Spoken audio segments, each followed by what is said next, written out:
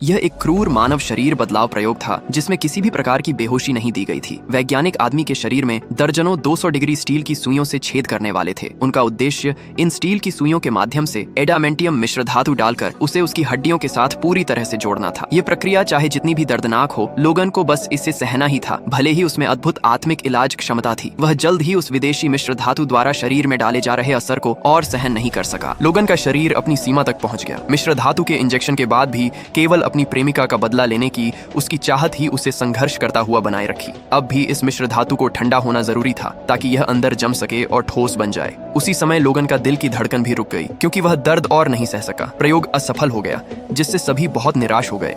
लेकिन ज्यादा देर नहीं हुई थी कि लोगन की इलेक्ट्रोकार्डियोग्राम फिर से बदलने लगी। किसी को उम्मीद नहीं थी कि उसकी अद्भुत आत्मिक इलाज शक्ति वाकई उसे जीवन में वापस ले आएगी, और वह एडामेंटियम मिश्र धातु के साथ सही मायनों में जुड़ भी चुका था ताकि लोगन को एक रोबोट में बदला जा सके, एक क्रूर हत्या करने वाली मशीन में। परियोजना प्रमुख ने तत्काल उसके दिमाग से यादें मिटाने का आदेश दे दिया। बदलाव के बाद लोगन की सुनने का क्षमता बेहद तेज हो गई। ये सुनकर लोगन तुरंत जाग गया और उसकी लड़ाई की स्वभाव शुरू हो गई। अब उसकी उंगलियों के छेद से जो निकल रही थीं, वे अब हड्डी की नहीं बल्कि तेज एडामेंटियम स्टील की नुकीली हथियार थीं।